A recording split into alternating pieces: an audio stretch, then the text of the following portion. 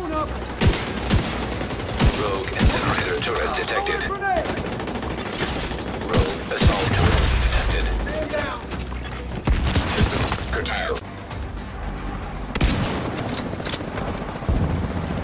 Drones are up. System curtailed. Get on that helo. You've got hunters incoming.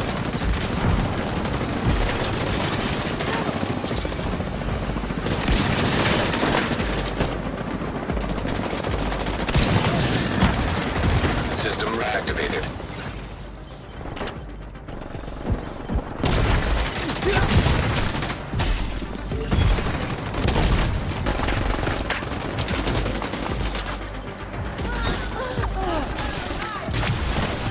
System malfunctioning.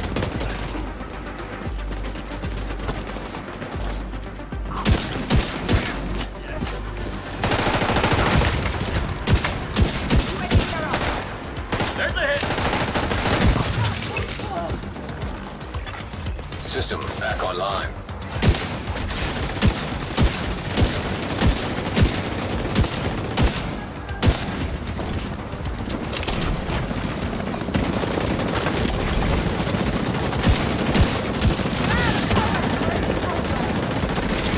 Shoot off the flares so Torres knows you're ready to go.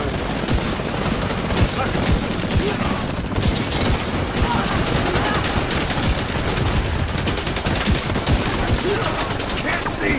An agent needs assistance.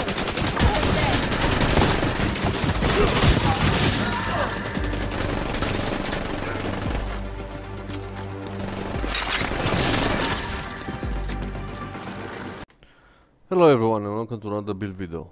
For today's video I want to show you the new Dread Edict build, the new Dread Edict weapon, and also a build that I made for it for PVE. Just a heads up, this weapon is in my opinion not good for PvP, but it's a very powerful weapon for PvE. Why is that? Is because of the talent, and I'm going to go over it. So let me start off with the standard startup for this video to get over the location. I mean, not necessarily location, but where you can get the sniper. So basically the sniper will be will drop to you when you reach level 55. I didn't get it from the season cache, from the exotic cache. Could be dropping there as well, but I got it from the season. So when you reach level 55 you'll be able to get this weapon. Now let's go over into the weapon to see what it does. In my opinion, I think that just from the beginning it has a bug. As you can see here, it doesn't have any scope on it. But if you zoom in, you already have a scope. So maybe this is how they intended to do, but I think that they're missing a scope on it. But yeah, this will not influence you whatsoever. It's just a physical, a visual bug. So let's go over into the weapon. So it has marksman rifle damage, headshot damage, and damage to target out of cover. Wait, the talent full stop. So shooting enemy builds a stack of cap of 20 headshots. Grant cap of 20 headshots. Grant 2 stacks. Each stack grants 2 weapon damage and 5% headshot damage. On reload, clear all stacks and gain 5% of your max armor as temporary armor for 10 seconds for each stack removed. Headshot kills with Dread Edict restores all bullets in the magazine. This does not count as a reload. So I'm going to explain you piece by piece what this does. If you're kind of like, even though in the beginning when I look on this text, it doesn't kind of like clear what's the outcome. So I'm going to show you. So basically, when you're staying and when you're doing headshots, when you're killing with headshots, the magazine, you can see it will automatically be reloaded without me reloading it. So after you start to hit what, like several headshots, like headshot kills, you're not going to reload. So if you shoot the body, you're going to lose some bullets, but if you shoot the head, it will automatically restore all of your armor. So if I'm reloading, This is the bonus armor that you get when you reload the weapon, like normally with the, without the talent. So this is basically what the weapon does. So now let's go over into the rest of the build. So I have the sharpshooter for this build, and for the stability and the headshot, because this is a semi-automatic sniper rifle, which is basically an exotic version of the SVD.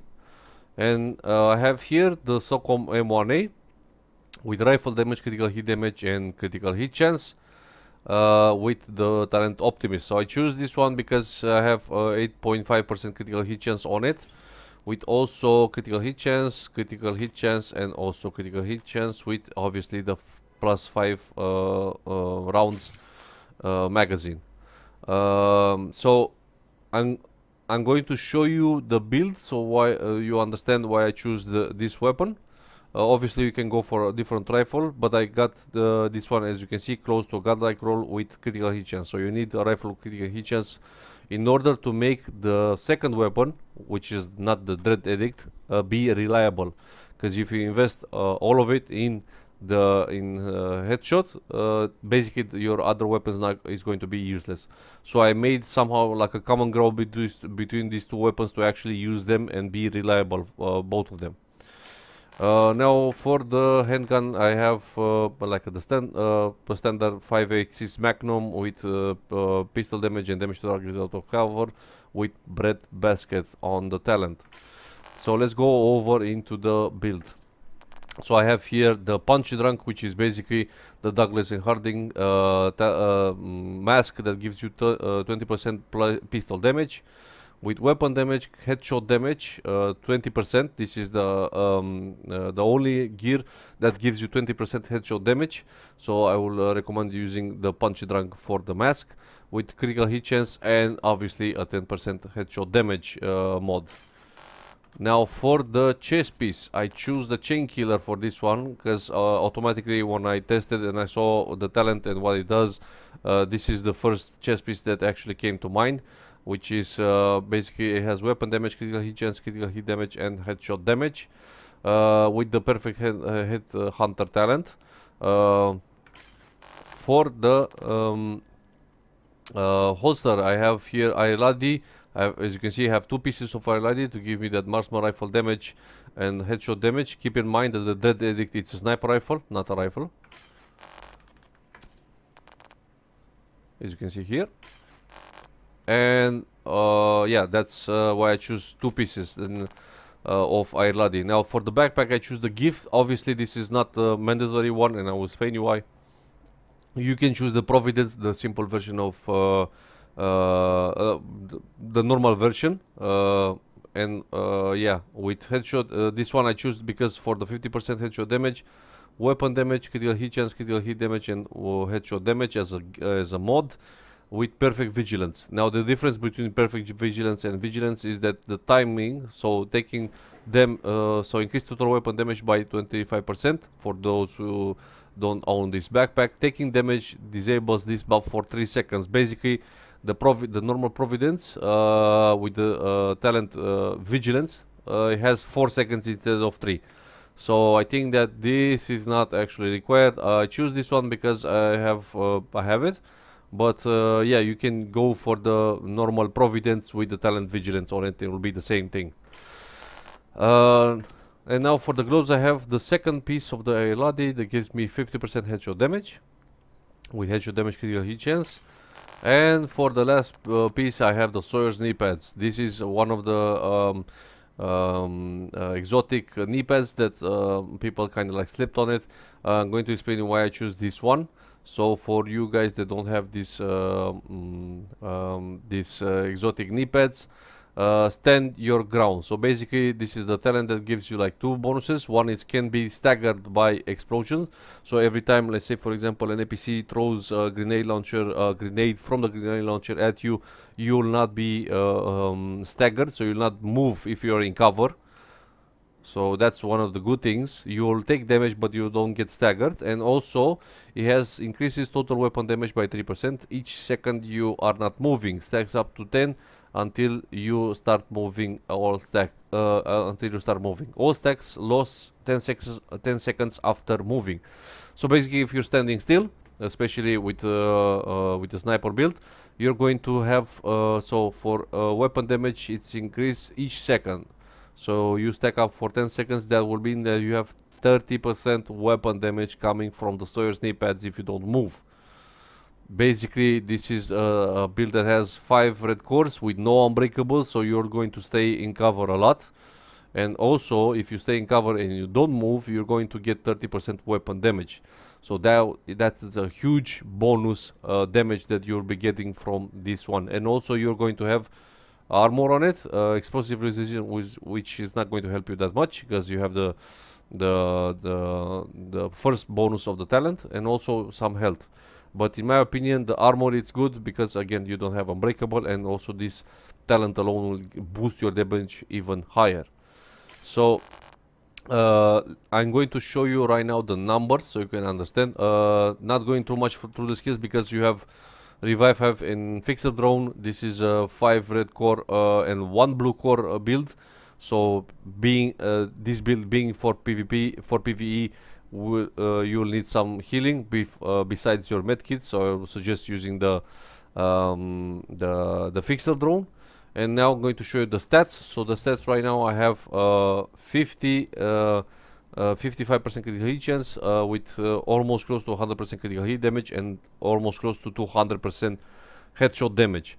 Now with this one, I think that from my point of view, testing this on the new game mode that arrived and also the summit, you'll be able to kill NPCs with the so-called M1A. So basically, you're going to use this one when the enemies get close to you, and you'll be able to kill them due to this weapon being, especially if you hit the head, you're going to kill them fast because you also have critical hit chance, critical hit damage. So you're not zero on critical hit chance or on critical hit damage. So you'll be able to do damage, especially if you hit the head, because you're going to do more damage on that part of the body. So that's why I choose, because I could easily be going to all headshot damage and 0 critical hit damage, or basically the 17 that you get from the weapon, and invest more in headshot damage. So this is basically how you want to set up.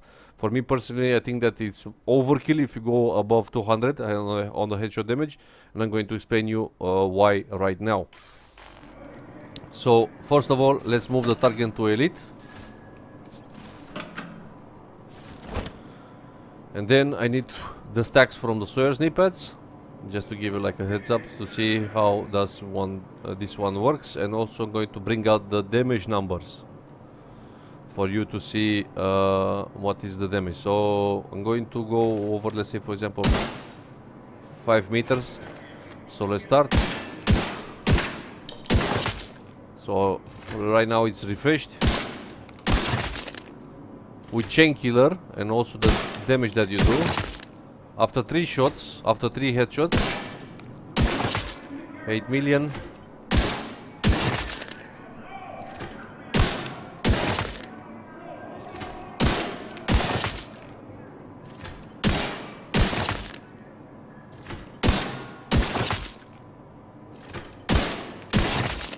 So this is the damage that you'll be doing. Now keep in mind that there is an actual how can I say, workaround to do more damage with this one. Actually tested, and you can easily see in the gameplay before.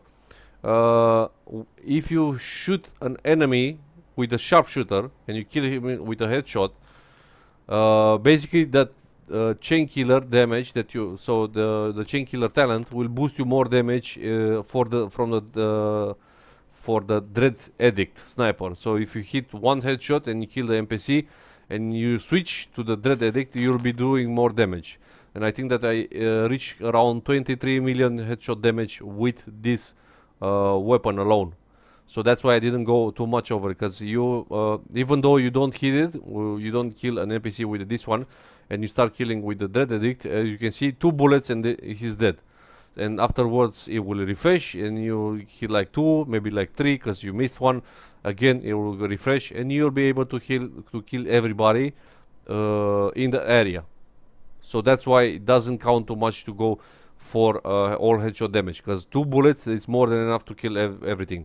And you also have take in mind that this magazine has 10 plus 1 if you reload one more time, so you don't need like one headshot kill to actually kill all NPCs. You can sacrifice the headshot and bring something into the critical hit chance and critical hit damage in order to make the SOCOM the rifle, because I'm saying this as a rifle because it's probably like the best option to pick for this build, and you'll be able to kill NPCs that are close to you, because you will not be able to kill NPCs where they're close with the Dread Edict due to having the scope. So you'll be going in zoom all the time when you try to aim for the NPCs. So you need something in close, and I think that this is probably like the best solution. Or if you don't want it, you can go for full headshot damage, and instead of using the SOCOM M1A or other rifles, you can use a shotgun for close range. So these are the 2 options that you can go for it. In my opinion, using the Dread Edict, it's with this setup that I have right now, with these stats, is more than enough to actually clear the room. And in my opinion, if you're good at sniping, or if you like hitting headshots, you will be able to clear rooms very easily with this build and also with this weapon. Mainly, in my opinion, right now, I think that this one kind of like goes over all the snipers in the game. I'm comparing this to all the exotic sniper rifles, because exotic sniper rifles that we had until the latest patch came in were both good for PVE and PvP.